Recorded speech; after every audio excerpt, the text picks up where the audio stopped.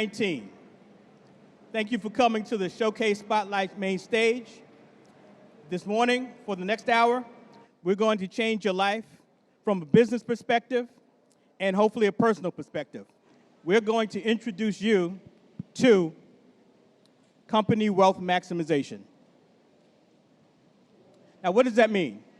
So all of you are familiar with the story of our local entrepreneur, Bob Johnson, who started with $15,000 in an investor's loan and became a billionaire when Sony bought his company. But in the interim, Bob and Sheila both became millionaires before that sale was done.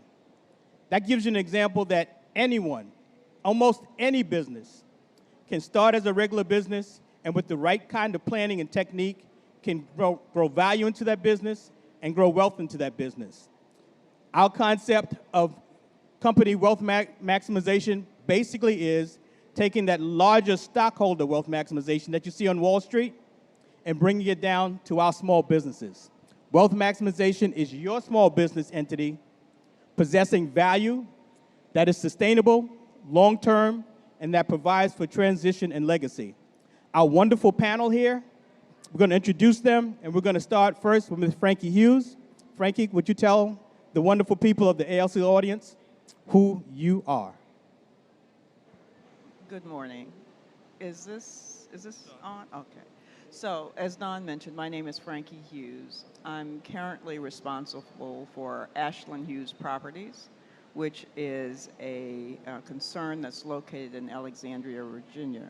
My role is one of tenant acquisition, talent acquisition, and on the days when the cleaning company doesn't clean and come in, I do that too.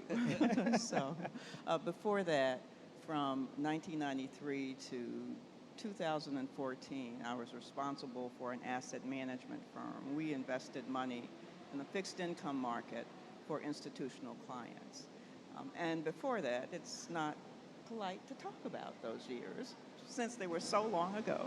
But in any event, with that, I'd like to turn it back to Don. Okay. I want to let you know that Frankie has had several businesses, international businesses. What we're going to talk about today, this fempreneur has done over and over again and continues to do. So the most important thing is that we have folks here who have done it. That means that you can do it. The next person I'm going to introduce is Joyce Chesley. Joyce, would you tell them about who you are? Good morning, and thank you for having me. I'm Joyce Chesley Hayward, founder of Fusion 4, the number 4 business, and we help businesses to make more than they make, or we maximize profitability for today's small business. I have been a CPA for over 30-something years, and I am located both in Bermuda and in the U.S., so we work with businesses anywhere in the world to help them look at where they are and where they want to go. And with, as my colleagues will talk about, with profit, there's ways that you can use that profit to make sure that you maximize your financial health and your financial wealth. So as a CPA, we look forward to assisting businesses in being more than they can be and making sure that they're profitable, not just with the financial statements, but also with cash. So that's what we help businesses to do, is to make more than they make. Amen to that. And Joyce has an extensive background in banking, so capital acquisition, which is a necessary part of what we're going to be talking about, is something that she's adept at. And then my friend, John Hale. Yes. Tell them who you are. Thank you. Good morning, everybody. I'm excited to be here. I'm John Hale, CEO of the Cornerstone Group. We are a business advisory firm, and we really help firms focus on scaling and growing in the right way. And the right way means that you can maintain control of your company. In the right way, we're going to talk about today strategies for creating wealth, and we focus on capital, partnerships, and revenue growth. And we'll be talking about cash as well. I'm a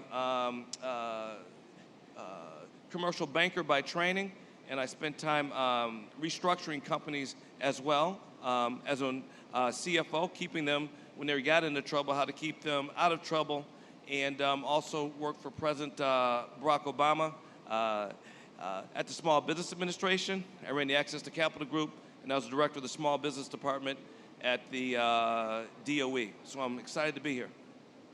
And now, folks, how many Obama appointees do you get to meet and talk with? Very few.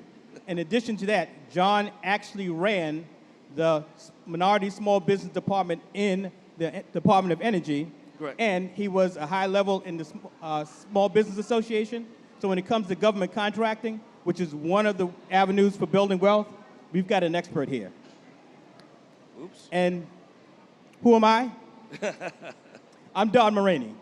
I'm the principal of an accounting firm that's called the Success Zone, Inc. We're in Maryland, and our forte is doing contract chief financial officer services for large and medium-sized companies, and our job is to do what we're going to be talking about today, to build wealth inside of those companies. So welcome to all of you.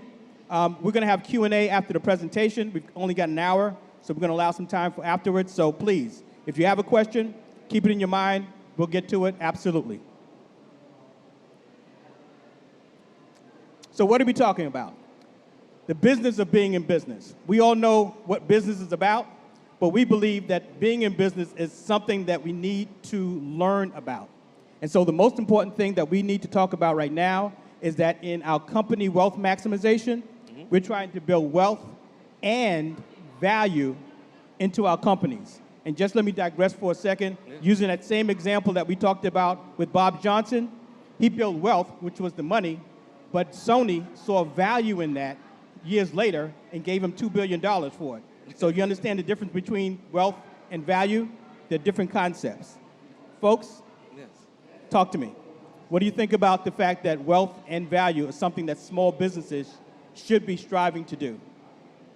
No, I think that's a really great point, Don. And when we're starting our companies, we need to look at creating value. And the way we're creating value is not looking at it from our perspective, but look at it through the eyes of our customers, and also look at it through the eyes of other firms that we would want to be able to do business with, be able to partner with. Why would they see value in us and in our company? And we have to be able to take a critical look at ourselves in doing that. And I would add to that that even small businesses have to look at themselves like they are a large business. You have to operate and think about your processes, your policies, your procedures, your infrastructure, so that you set yourselves up from day one to have profit both in your pocket as well as on your financial statements.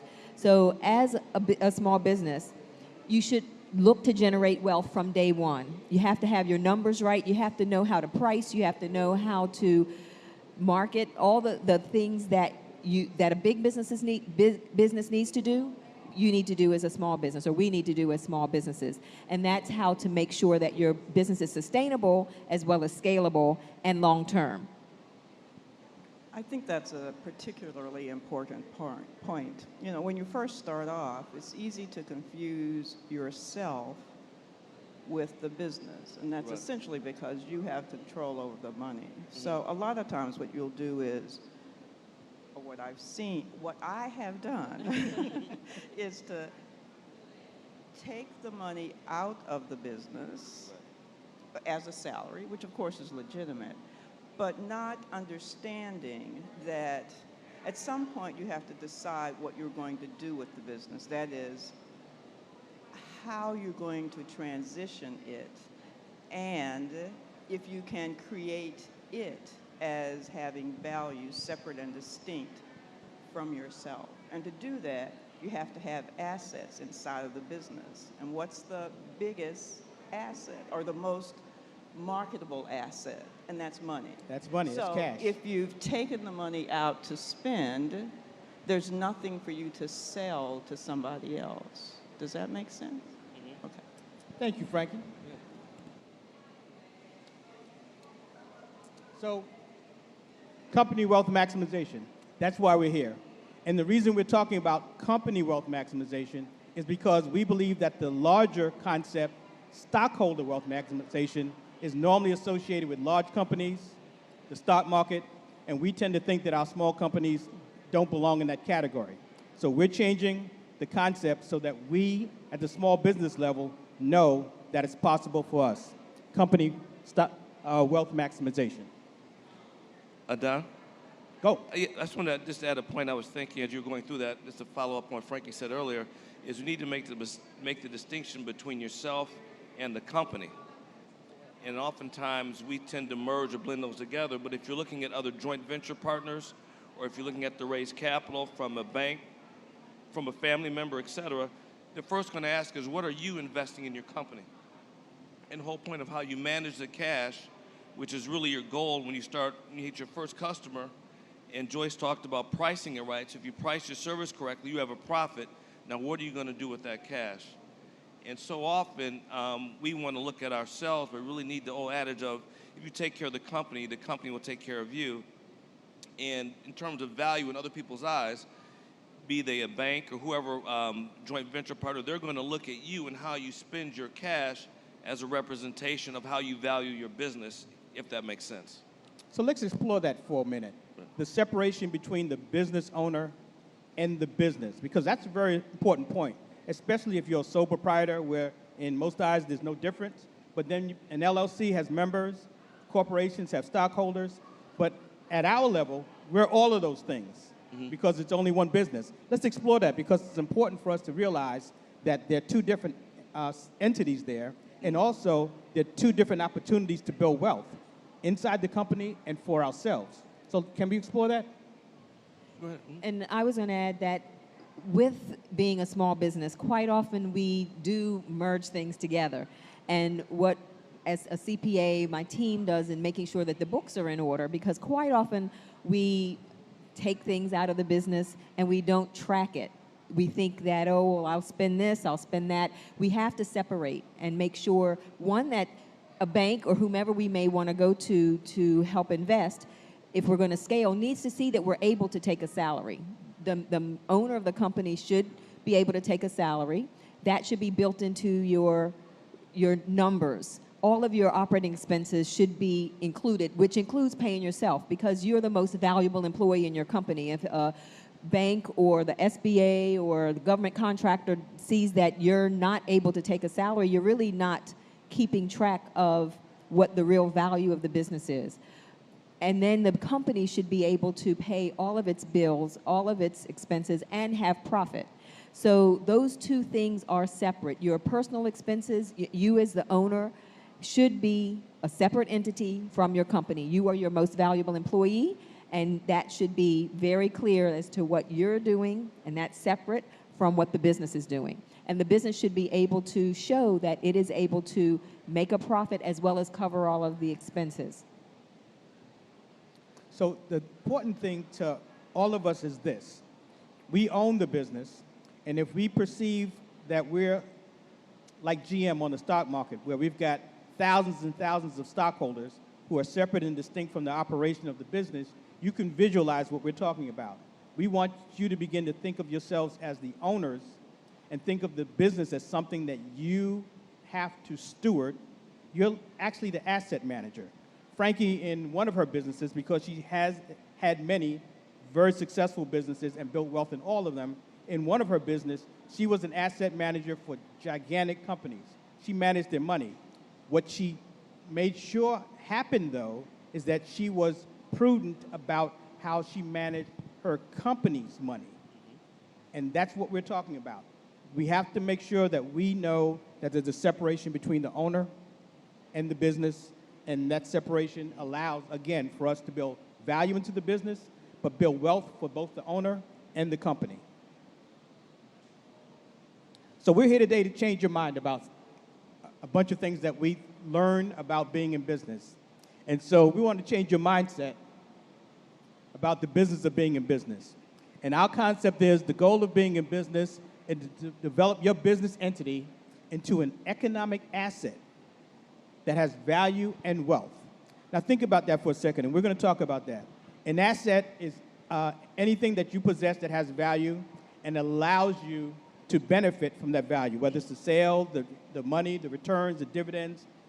An economic asset, we have to realize that the economy worldwide, our businesses are impacted by everything that happens. And so I'd like to explore, if you don't mind, the fact that our businesses need to be looked at, aside from being separate from us, but as a valuable asset that's our responsibility to steward. Definitely. Yeah, and Don, I think one way we want to look at that business as an asset is how do we help that grow? And the one way we do that is we have our activities and our business plan, et cetera. But when we have our first couple clients, we start making money. How are we putting money back into the business to make sure that asset can grow even more? And the goal, of course, is that it grows beyond us. And so beyond us, meaning we want to have the challenge and problem of finding and keeping very talented people. So one area that I've seen some entrepreneurs make a mistake, and it's always a challenge for us, is who am I going to hire as the first couple of people? And kind of hiring talented people so at the end of the day, you can actually leverage yourself.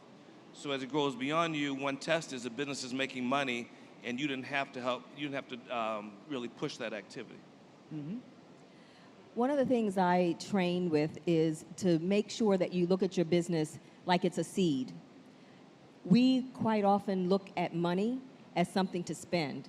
Money is an investment. Money is like a seed. Like farmers look at seeds, and they don't take and eat all of the seeds. They plant them, they harvest them, they keep some. And so those are some of the keys. Is one of the things is to change our mindset as to how we look at money, how we look at our business. In order to see that business as an economic asset, we have to see that it's an investment. We have to look at knowing what to plant, how to plant, when to plant, is continue with the agricultural analogy, that we have to know what we're doing. We have to have a foundation, make sure the infrastructure is strong, make sure that we're looking at the assets, the liabilities, the knowing your numbers, knowing that you have to have enough money to cover everything. One of the things our parents, grandparents back in the day used to put money in jars for all the separate things they needed to do. Sometimes we have to do that with our businesses.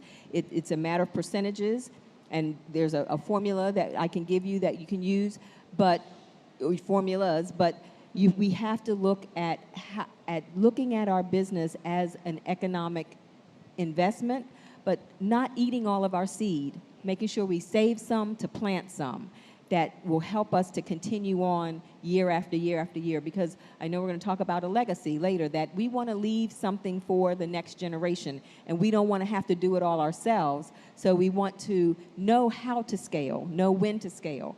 And so looking at our business as a seed, changing our mindset, looking at the infrastructure, knowing our numbers, and then knowing what to do with that seed when you pull in the harvest.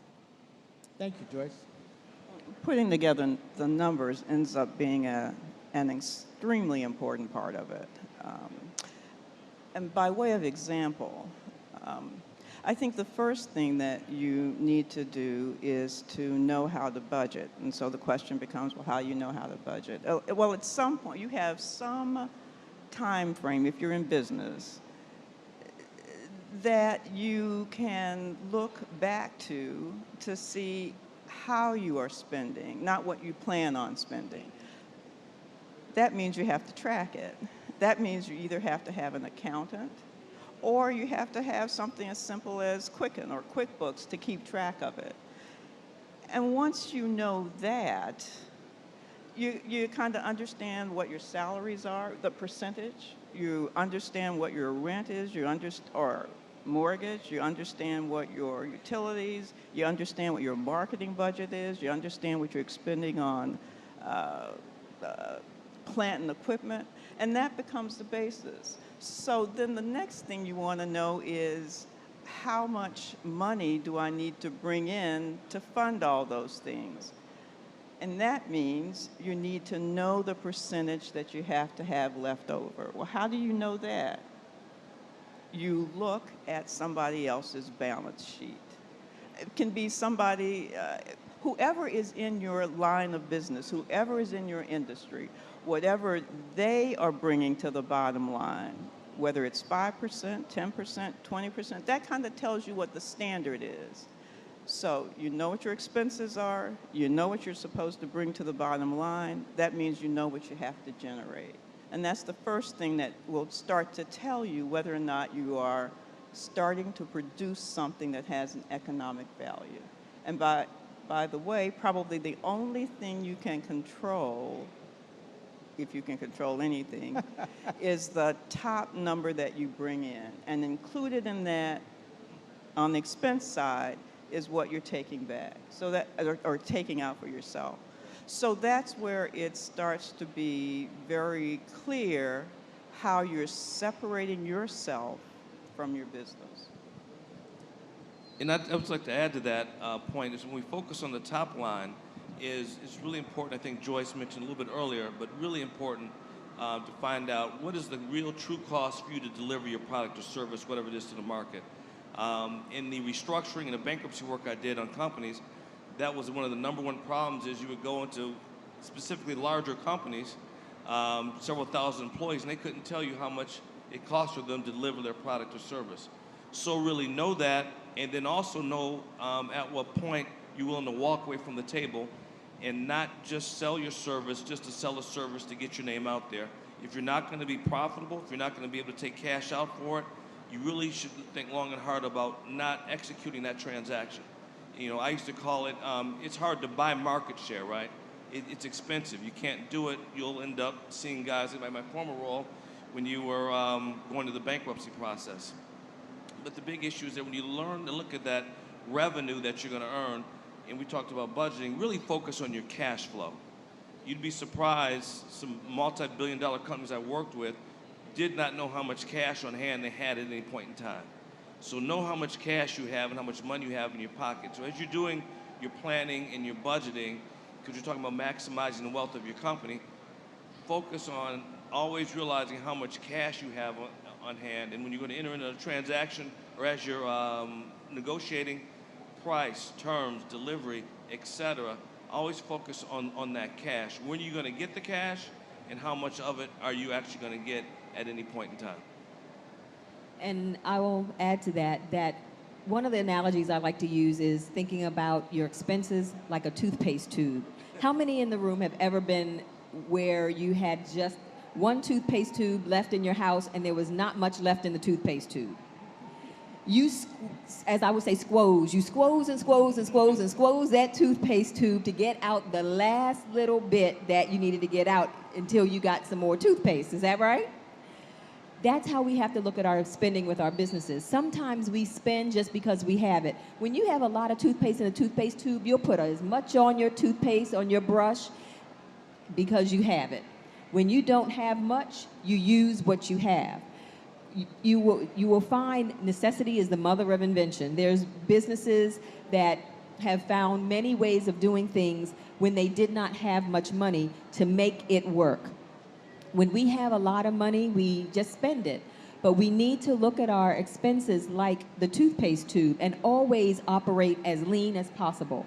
So there are some things we can't control because there are certain things you have to do, but how do you have to do it? Do you have to have a Cadillac or Lamborghini type of service or a Lamborghini type of pen, let's say, versus a Bic? Especially if you don't know your margins or you're trying to make sure you're as lean and as profitable as possible, and especially as you're starting out, look at squeezing the toothpaste tube. That's something that we help with companies. To maximize your profit, you have to make sure you're being as lean and as efficient as you possibly can. Basically, what we're talking about is planning, advanced planning. Now, we all know as small businesses, when do we get time to plan? But we're going to talk about that later on because that planning requires you to start building a team around you, and working with that team is where you find time to do the planning that we're going to be talking about. So we're going to get to that. But what is financial wealth? I mean, what actually are we talking about? We define it as acquiring and accumulating assets and resources that have high asset net values. Mechanical definition. Basically, we're talking about being able to develop the cash flow that allows you to accumulate income-producing assets. So, John, what is your definition of wealth? Thank you, Dan, for the question. My definition of wealth is when we get to the point where we have passive income from our businesses and the operations that we're doing, and that we don't actually have to deliver that good or service, or as we would refer to, I'm making money literally while I'm sleeping because someone else is generating that. Excuse me, and that it is based upon the efforts that we've developed in the past, and Joyce talked about the infrastructure and systems and processes that will enable us to scale so we can actually sustain our businesses at a certain point and they don't go up and down. Joyce, you have a definition of wealth? I'll ditto that. That I would say the same thing. Sustainable income and profit, such that wealth is, and really wealth can be different for different people. And what is wealthy to one person, it could be different for some others. But I like to look at wealth holistically, because you want to have financial wealth as well as physical wealth as well as emotional wealth. Because having a business and not having a family, having a business and working it all the time and not having any sleep or not able to eat, or what was it, John? I'm sorry, and not to be able to just have any fun and enjoy yourself. Exactly. That's not, to me, that's not total wealth. Sometimes you have to sacrifice and do certain things to get there, but you have to look at it holistically. So, but for financial wealth, it's being able to know that your business can be sustainable whether you're there or not. It takes some time sometimes to get there, but that's really wealth, is when your business can serve you and you can have, as I call it, profit freedom, where your profit is more than just the money that is on a financial statement, but it's money in the bank, that it's assets, that are things that are earning income for you while you're sleeping. So essentially, to us, financial wealth is making your money, making your assets work for you and produce income, and to the level that you don't have to worry about income, wages, or anything else anymore. And your company can do that for you, and you can do it for yourself inside of your company. Excuse me. So basically, wealth maximization is revenue focused. We started a discussion about that before, so let's continue it. Because if you're not bringing in any money as a rainmaker, then there's nothing for you to even manage and plan for. So let's talk about that. Joyce, would you begin? In order to maximize wealth, you have to have profit first, meaning that you have to have more income coming in than your expenses, the bottom line of profit. And quite often we look at that on the financial statement, because I'm an accountant by trade, but I like to look at what those numbers really mean. And you can be profitable on your financial statement but not have cash in the bank. So part of having wealth is to have cash or to have liquid assets. So not to just generate a profit on the bottom line, but you have all this debt on your financial statements that you can't pay, or employees that you can't pay when it comes time to paying employees, or IRS is breathing down your neck, or the other tax or other obligations you have. It's having liquid cash. So it's both profit or income, net income on your financial statements, but also seeing that in your bank account. But then looking at those two things simultaneously, having income and cash flow. So it's looking at those both, so that when you need to partner, as John said, he used it, but I like the acronym of CPR, when you look at bringing those things together so that you have a business that someone is interested in partnering with you, someone is interested one day in buying, your children are interested in taking on from you.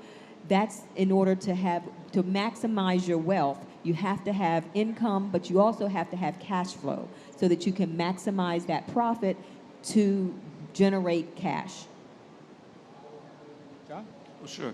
And a couple of the thoughts on that would be related to, as relates to revenue. As if we're starting our business, if you're sole proprietor just starting, or if you've been in business for a while, and the idea, of course, is to grow in the scale, is to look at what are the different revenue streams for your company. And how can you have multiple revenue streams for your business? And then also look at, just be honest with yourself, and we all have many different talents as it takes to starting our business and being able to manage and grow it. What do you do really well, and where do you have some challenges? And if you may have some challenges, one of the things that it may be looking at is, maybe I need to look at other people, maybe folks that can work for you, strategic partnerships, et cetera, to look at just multiple streams of revenue that you can have for your business, and different revenue strategies and different ways to be able to access the market, and how can your customers find you as well. So really having a tactical approach to that revenue growth, and you may not be the end all and be all to be able to make that happen yourself. You may have to leverage yourself and to seek some partnerships there. Piggybacking on both what Joyce as well as John have both said. So cash flow is not just, well, is an extremely important part of the picture. It isn't just how much you make that year, it's how the cash flow comes in.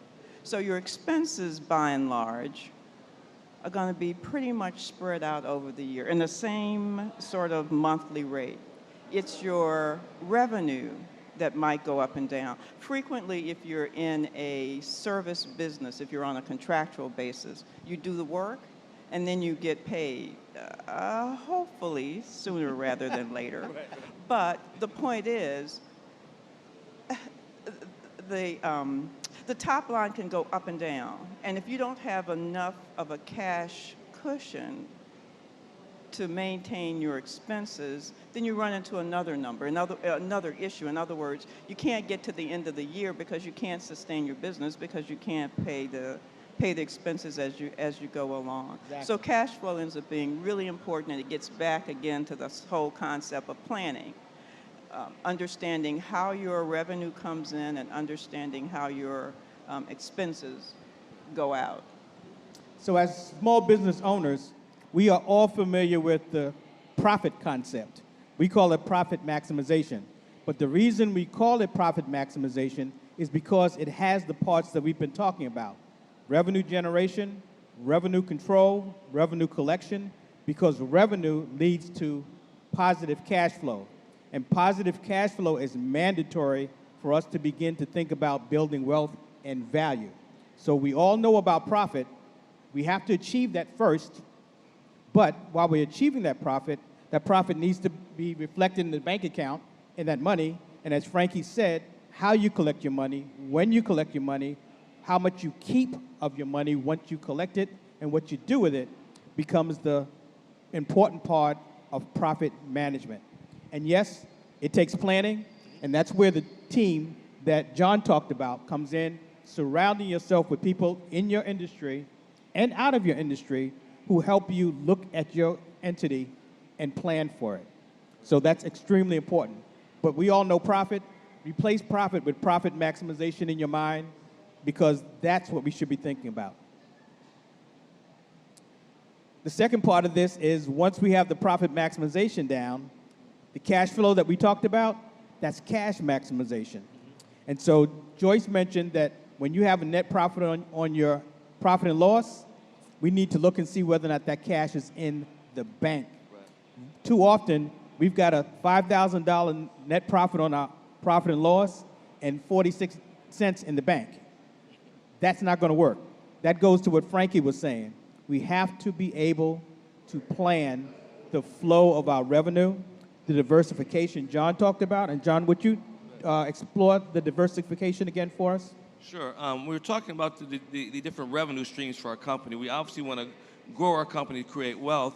And so as we're doing that, as we're doing our strategy and our planning, and as we're growing, we need to look at how can we market our business, look at our customers, but also how can we develop different revenue streams. And so from a lot of the service customers that I deal with, some of their business, I look at their website and I ask them, what is the www? And they say World Wide Web. I said, yeah, it's not DMV, whatever your line of your business is, meaning that we should look at how can we export our goods and services overseas. How can we partner with foreign companies that want to export their product in our industry back to the United States?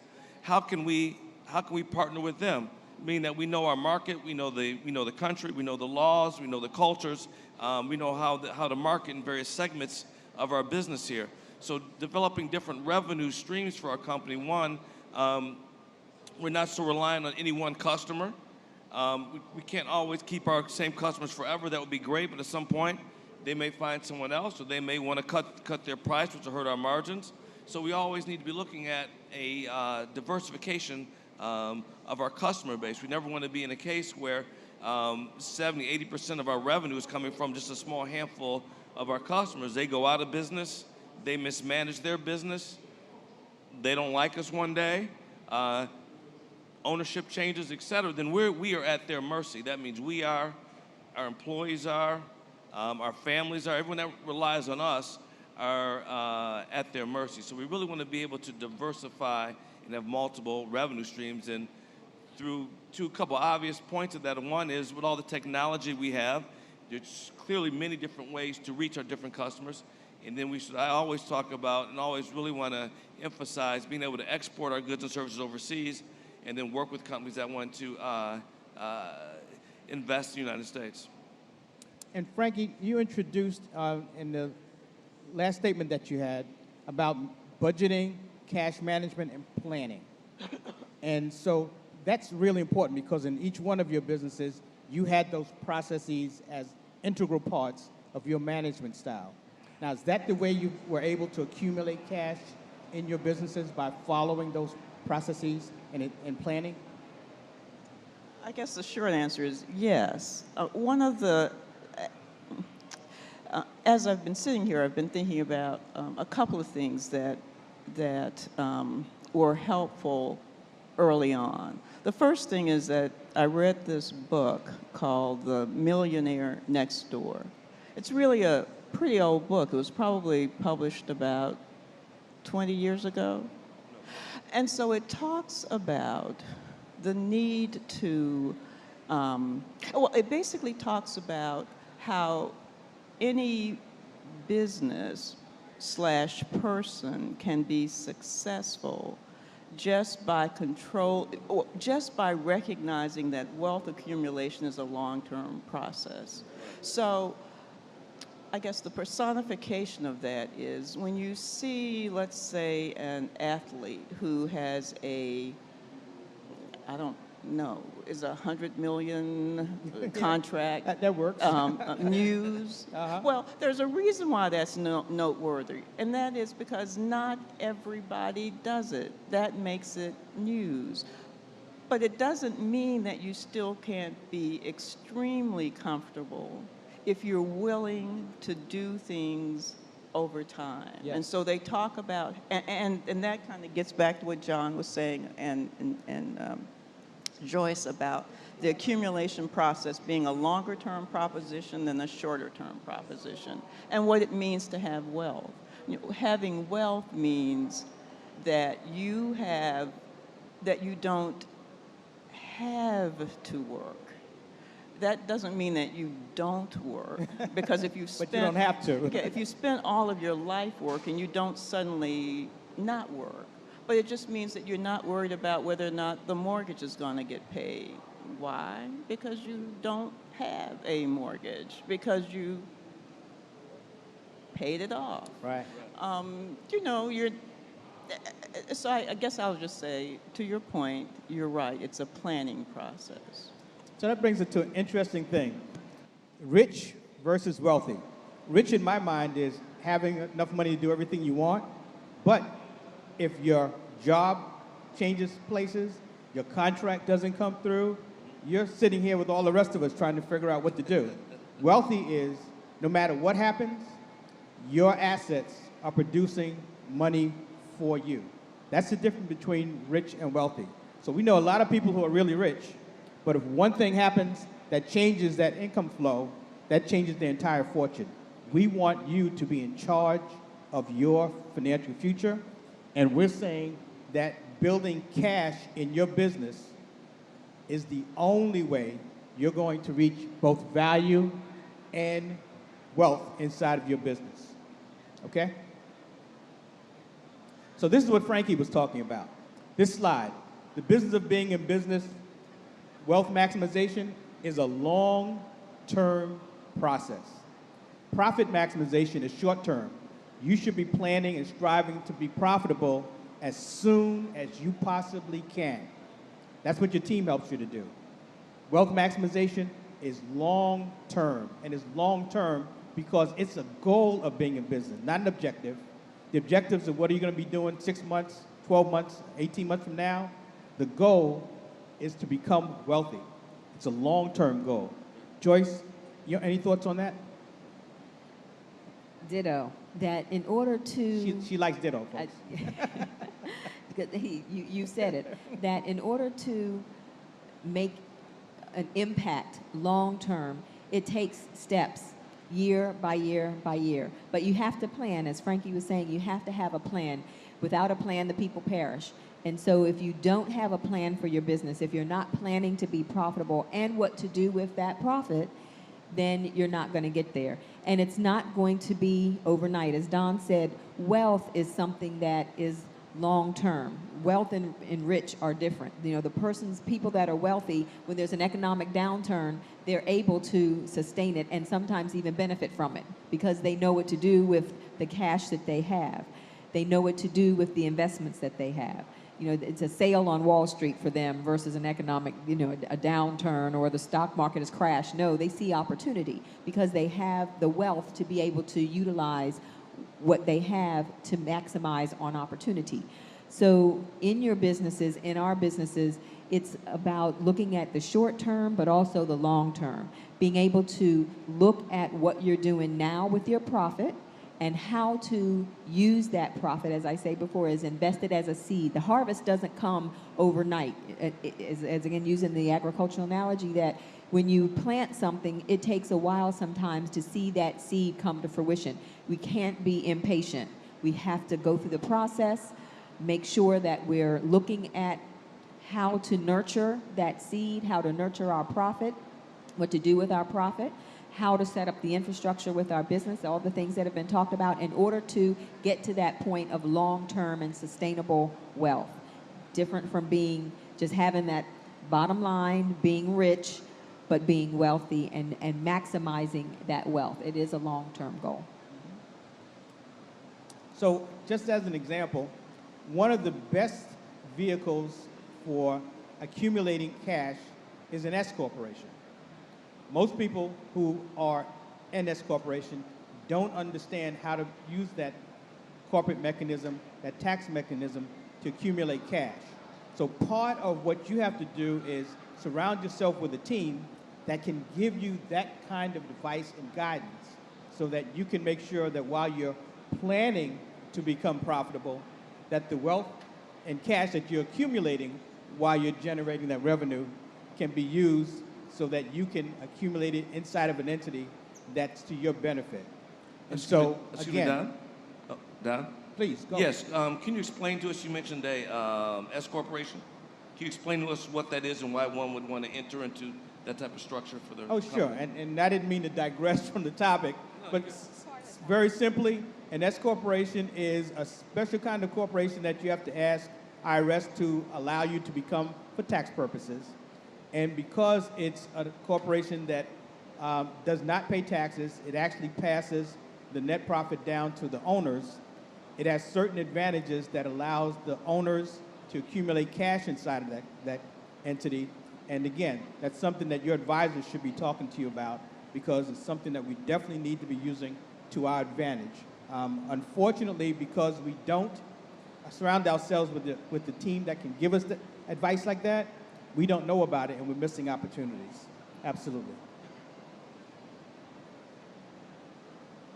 So profit maximization that we all know about is a short-term goal. We have to reach that profitability before we can even think about going further for the long-term goal. And so in terms of profitability, we've already said that profitability should equate to cash. And one of the things we try and tell our clients is don't spend all the money in your business bank account. Put 10% away, 12% away, reserve account, let it stay in the account, but we have to start accumulating cash for ourselves. What's your thought on that? Well, go ahead. Okay, Ladies sure. first. Ladies first. Okay. If anybody has their cell phones, there's a sheet that I give to my clients. It's based on a book that's called Profit First. And if you have your cell phones, if you want to text the word profit to the number 202-335-4255, again, that's 202-335-4255, there's a form that is a general template with percentages that you can use to look at whatever your real revenue is, the money that if you're a government contractor, your revenue minus what you have to pay your contractors, but looking at that revenue number and then looking at what is the percentage that I should be putting aside for taxes, what's the percentage I should be putting aside for owner's pay, what's the percentage I should put away for operating expenses, and what's the percentage I should put aside for profit. Because you have to plan, as has been said, you have to plan. And there are some general templates. Frankie mentioned using industry averages, using best practices. And that's a template that if you text profit to that number, you'll get that template. And with that, I can send you 5 keys to looking at profit freedom, how you can look at profit and being free with that profit, get moving towards wealth. But the first thing that, as has been mentioned, as Don is talking about, is the short-term goal is to look at profit, to make sure you're profitable. But you have to plan to do that. You have to look at squeezing that toothpaste tube. You have to look at what the revenue is. You have to know your numbers. As John has mentioned, you have to know what your costs are so you can make sure that you're taking contracts that are profitable. I have too many clients that come to me saying, I have this great idea, I have this great business, I'm doing all this work, but I don't know why I can't pay my bills. I don't know why I'm short at the end of the month. I don't know why there's more month than money. And that's because when I go in and I look at and help them analyze what they really are doing, they've taken a contract that they're losing money on. They think that they've got this $1 million contract and, oh, this is great, but it's costing them $1,010,000 to generate that contract, to make that happen, because they haven't thought of all the overhead. They haven't thought about the travel, the transportation. They haven't thought about the insurances. They haven't thought about the taxes that they have to pay, because there are taxes. And some people will say, I don't want to pay Uncle Sam. Well, if you're making money, you're going to pay Uncle Sam. You want to make enough money that you don't mind paying Uncle Sam. Exactly. That's the thing that we have to remember, to structure ourselves so that we don't pay him too much. But we know that we have to incorporate all those things in our profit plan, in our spending plan, or budget. So in order to have profit, we have to make sure we know what our expenses are, because it's nothing worse, and it hurts my heart whenever I see a great business with a great idea, they're doing excellent work, but they're losing money. Every single check that comes in, more is going out than the check that's coming in. And so they look at the end of the day and they think that they've got profit, and they don't. But again, that needs to turn into cash flow. Again, if you have a business where people are going to owe you money, you need to make sure you have contracts in place, you have things in place that help you to collect that cash. I tell persons all the time, put a buffer in your contract, get money up front, because it doesn't make sense to work, and then you get no cash from it because they can't pay you, or they can't pay you right now. They may know that they can't pay you in 60 days. Well, you have to have 60 days or 90 days of cash flow in order to do that contract. So it's more than just having profit on paper. You have to have, as has been mentioned, cash in the bank. So you have to do those real things in order to have cash in the bank. And so texting profit to that number will help you. It's a cash flow tool to help you look at how to separate what's coming in and what's going out, so that you have that cash in the bank, because cash is king. Now, Joyce just demonstrated the value of showing up. And what I mean by that is she just gave you some valuable information. So I don't have a pen up here, but I do know where Joyce is going to be at the end of this conversation. So I'm going to get that number from her, and I'm going to get that form from her. Yeah, what I wanted to add to that was when you talked about, Don, originally having more than 46 cents in the bank. Well, how much money should I have in the bank? When we're doing our planning, we should really be looking at a forecast as well, and spend time with a couple different scenarios, I would say. What's the forecast of your business going to look like over the next 12 to 24 months? Where's your revenue going to come from? Who's it going to come from? Out of that revenue, what's your profit going to be? Joyce just talked about the timing of the cash flow coming in.